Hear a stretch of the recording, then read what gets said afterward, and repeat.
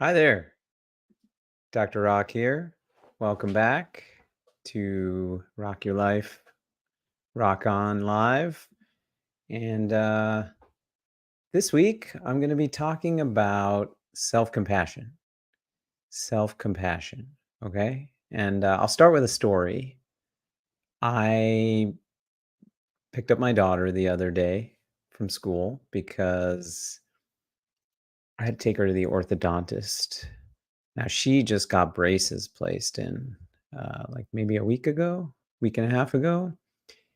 And 2 or 3 days after she got the braces placed, bracket popped out. Bracket popped out. She was sucking on a cough drop. She will swear left and right. And she did not bite the cough drop. And and when I picked her up from school, she was really upset. She was like very emotional. And I said, "What's wrong? What's wrong? What's wrong?" And here she was really just feeling like she was a failure. Like "Oh, I just got braces and then I broke them." And then she started what we call catastrophizing, right? She said, "Oh, the orthodontist going to be mad at me. I did something really, you know, are they, you know."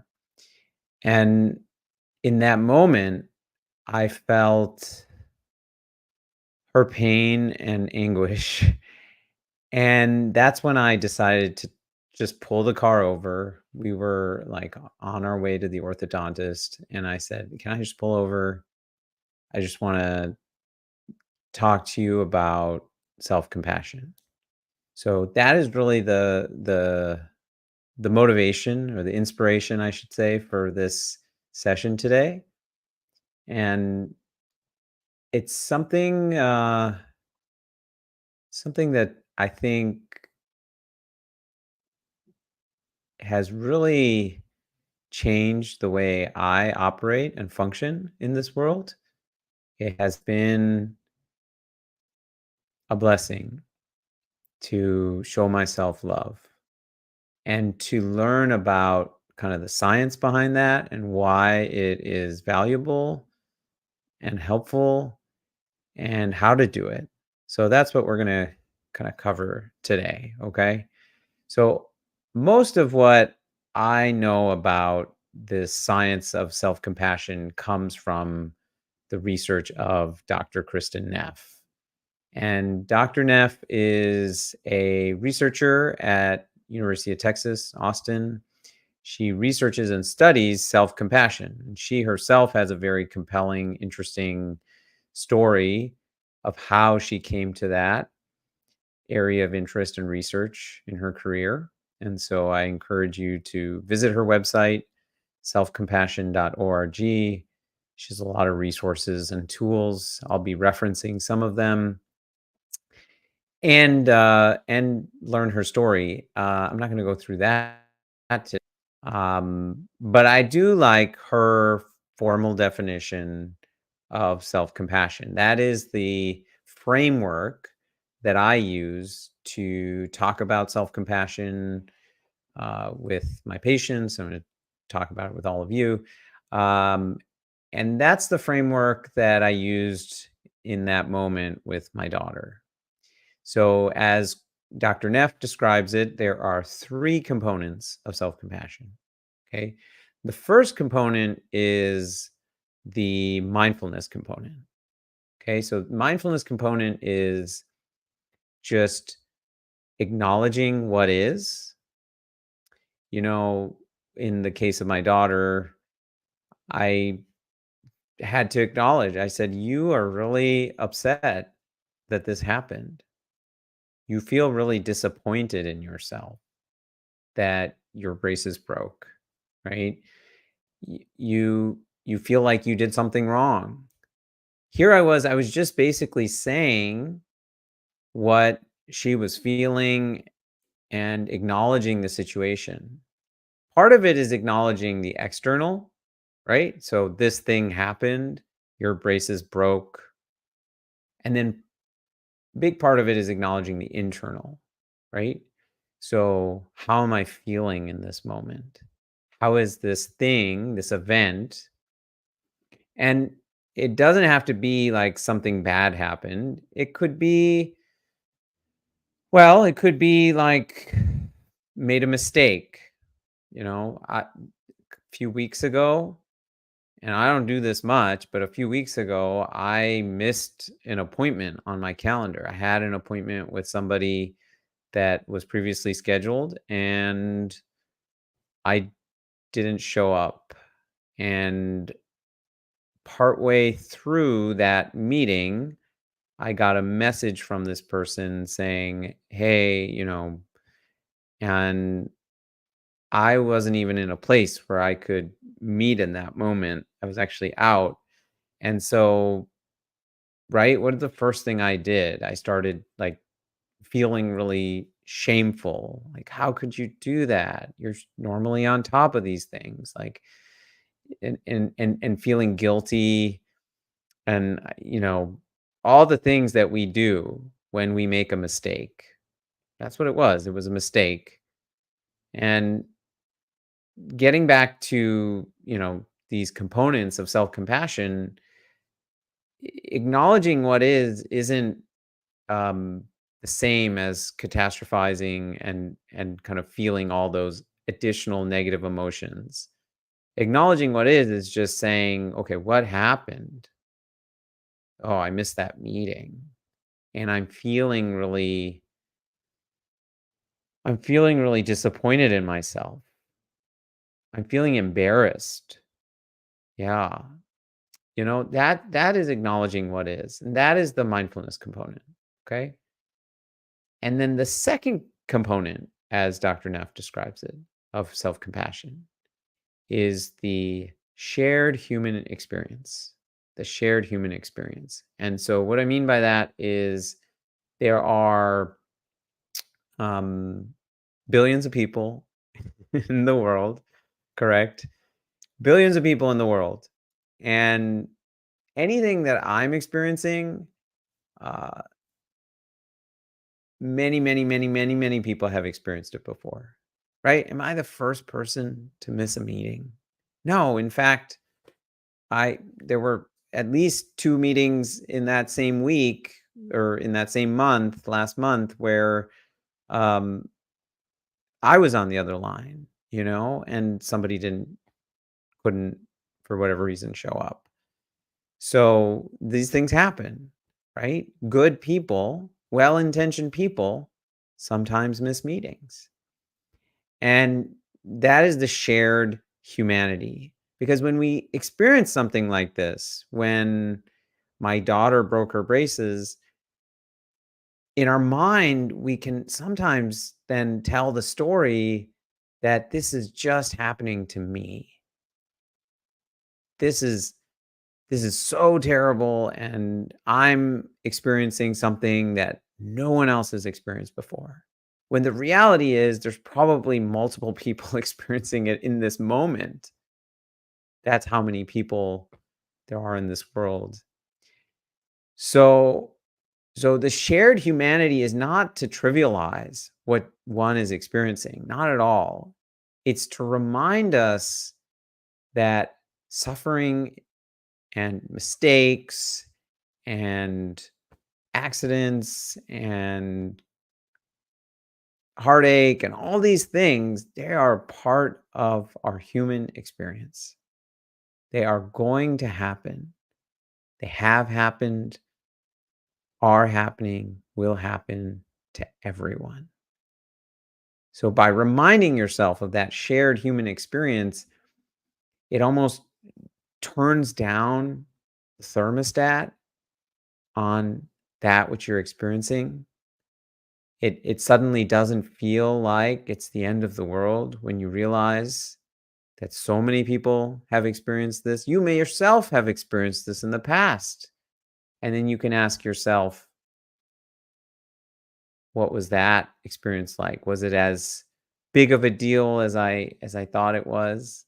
Now, I didn't have braces, so I couldn't tell my daughter that I, broke my braces when or my broke my brace. Yeah, that's what I said to her. You broke your braces. No. that my bracket broke off or whatever. I couldn't, but I assured her, I said, "I'm sure that everyone who has had braces at some point, there was some complication or issue, right? The bracket broke off. In fact, when we went to the appointment, um, that was the first thing the orthodontist said. He said, "When I was your age and I had braces, like, oh, they used to break all the time." So, so shared human experience, it kind of takes some of that weight off of what you're experiencing, okay? And then the third piece, as Dr. Neff describes it, of self-compassion is kindness, right? Kindness. Kindness to yourself. So, which is often when people say the word compassion, that's often the first thing that comes to mind, right? Compassion, kindness, right? So, I'll point out that compassion is kindness in acknowledging the present moment within our shared human experience. And so, what does kindness look like? And so kindness is, from a basic level, it's, and this is what I said to my daughter, it's, you know, how would you talk to your friend who was going through this? And that's a powerful statement, to think about being a friend to yourself. Oftentimes I say things to myself, and we all do this. It's the self-talk that we have. And and if you paused and you repeated and listened to what you were saying to yourself, if you had a friend who talked to you like that, "Oh, you're such an idiot. I can't believe you missed that meeting. God, so stupid." Like if my if I was like, if I was working with someone and I missed a meeting and then we kind of caught up and I said, "I'm really sorry I missed that meeting." And the response was, "You're such an idiot. I can't believe you missed that." I'd be like, "What? What? Like, that's really harsh. How, why? I'm I'm apologizing, and it was a mistake." So we say things to ourselves that we would never say to someone else. We'd never say to a friend. And you have to ask yourself, why is that? You know? And so in knowing that, um, it's an opportunity to change that self-talk. So right then and there, I said to my daughter in the car, I said, "What would you say? What would you say to your friend that just got braces put in and then a few days later the bracket broke off?" And she paused and she said, "You know, I'm sure this is really disappointing for you and these things happen. I don't think you meant to do this and you didn't do anything wrong." And ah, that's it, I said. That's it. You listen to yourself. And I could see her whole facial expression and body kind of softening. And I do the same thing. I do this very routinely now. Very routinely, these 3 steps. And as Dr. Neff has on her website, you can find sort of a practice, but I'll describe it right now, is the self-compassion break, right? And this literally takes minutes, a minute or 2. When do you use this? Anytime you're feeling overwhelmed, really. Anytime you feel like something went wrong.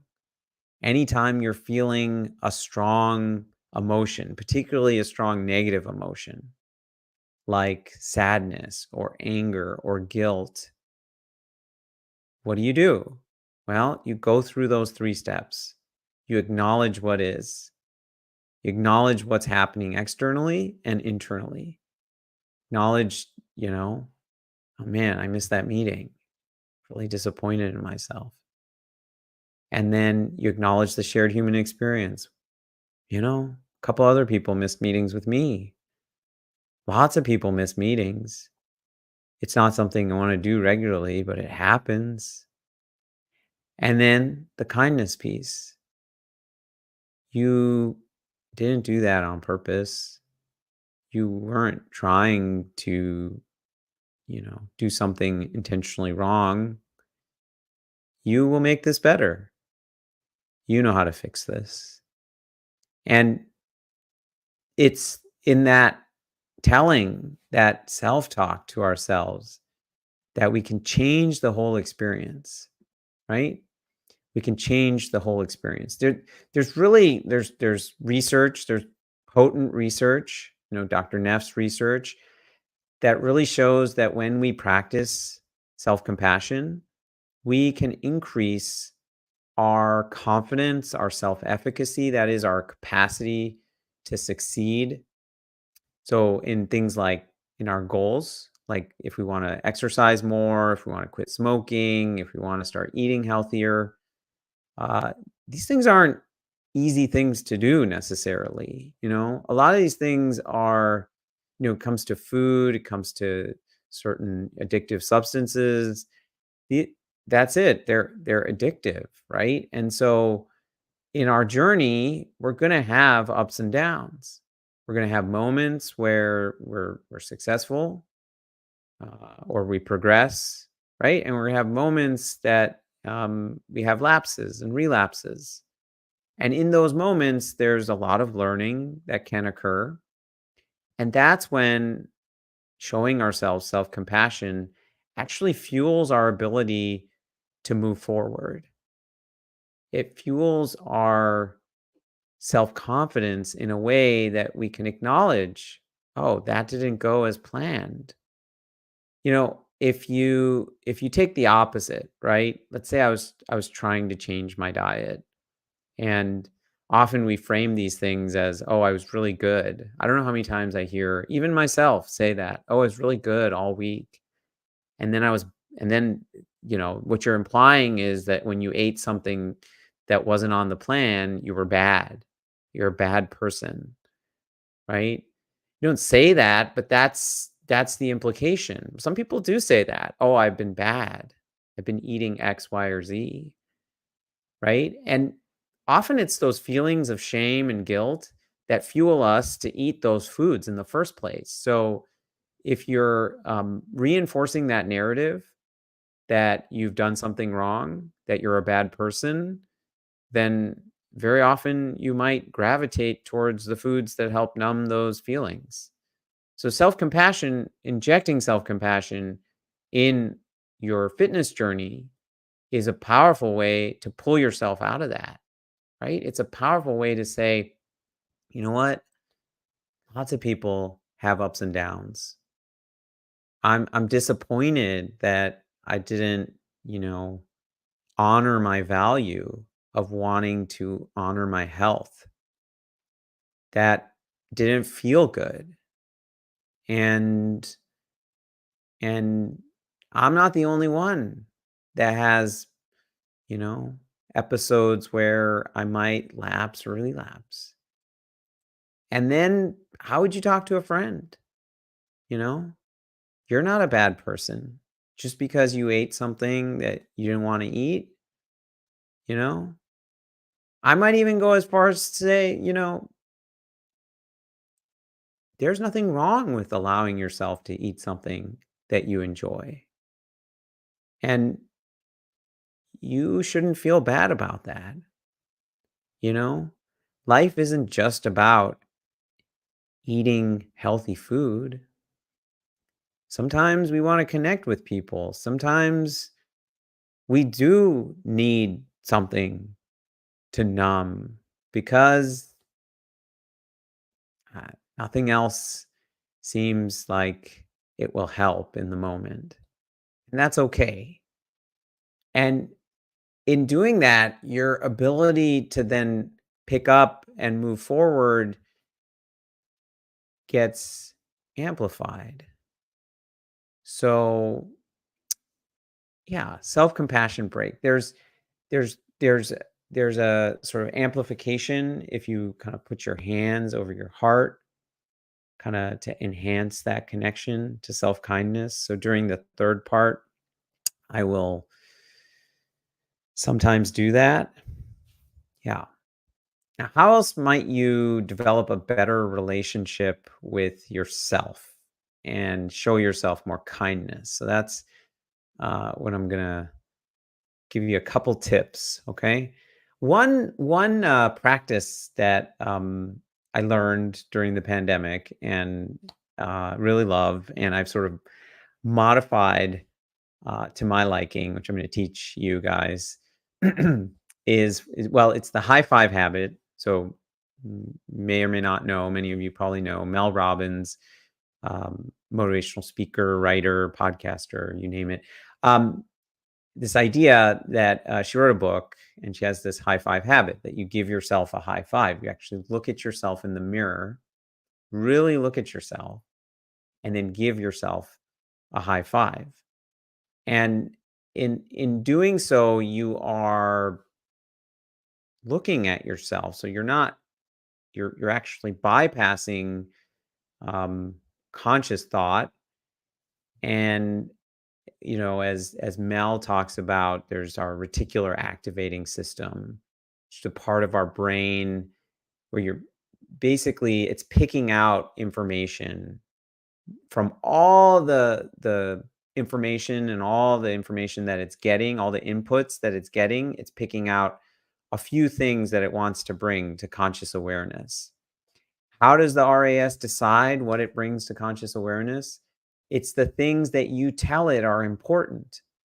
So she gives this example, and I always give this example. If you bought a car recently, you suddenly start seeing that car model all around you. I mean, unless it's like a super super rare car, but if it's a car, if it's a car that relatively gets sold, like say you bought a Mazda, like there's not that many Mazdas, but you'll start noticing like all the other Mazdas that or Subaru or whatever.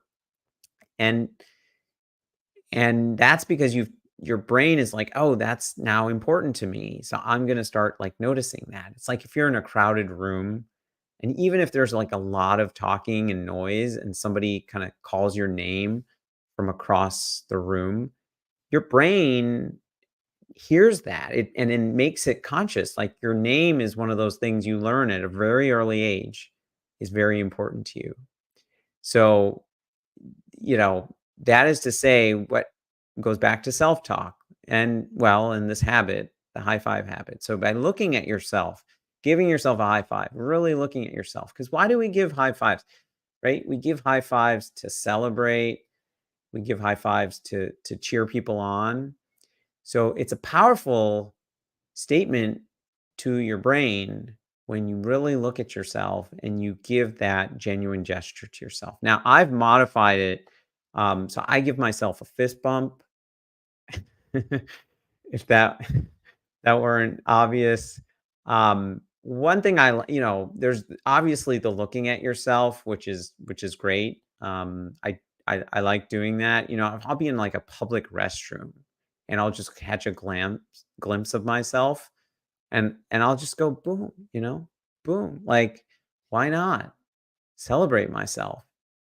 And and the other thing is I don't need a mirror. Like, I will give myself bumps. It's a little different, I will say, than looking at yourself. You're not really doing the same idea as like kind of signaling to your RAS in that moment. There's a behavioral science researcher at Stanford, BJ Fogg, you may have heard. He has a Tiny Habits system and a book called Tiny Habits, which I highly recommend. And he has this concept of showing yourself shine. Okay, so showing yourself shine is the idea that you celebrate yourself. You celebrate yourself in the moment. In the moment, you do something because when we do that, actually a little bit of dopamine gets released. So, like, I would take the stairs at work, when I worked in the hospital. I would go up to the 7th floor. And when I first started doing that, it was really hard for me. Like, I would be out of breath and sweating. And when I got up to the top, boom, right? Celebrate. And you're reinforcing that behavior. So, y- whatever it is you want to do, that's the beauty of this. You can high five yourself in the mirror. You can give yourself a bump in the mirror, and you start telling your brain, "Wow, that's somebody who's important. That's somebody I care about." And then, just like the car, your brain starts to look for evidence of that in your life. How can I show up for myself today? How can I be the friend for this person that this person needs? Right? And so it just starts by showing yourself some love, showing yourself some kindness. All right. Hope that was illuminating for you. And oh, the last message I want to say, sometimes this comes up. Um, People say, well, if you're kind to yourself, does that mean you're just being easy on yourself? I've heard that. Yeah, maybe I've thought that in the past. I'd say being kind to yourself doesn't mean you don't do hard things. On the contrary, self-criticism exacerbates our fears of failure. And it's so much easier not to try when you have a story that you're a failure, you can't succeed. So, being kind to yourself actually is what propels you to do bigger, better things. All right. So, I appreciate all of you watching. If you watched live or recorded, I invite you to share your own experiences and how you might implement these practices in your own lives. And if you're new to this channel, hit that subscribe button. Really appreciate you being on this journey with me. And if you're interested in leveling up your health journey, you can visit my website, Rock Your Life, RAKYOURLIFE.com.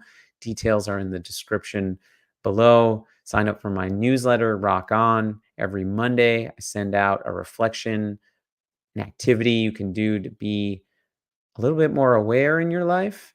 And then importantly, just like we've been talking about, something you can do to be kind, either to yourself or to others. And check out my podcast, The Health Feast. You can find us at thehealthfeast.com because good health should feel indulgent like a feast.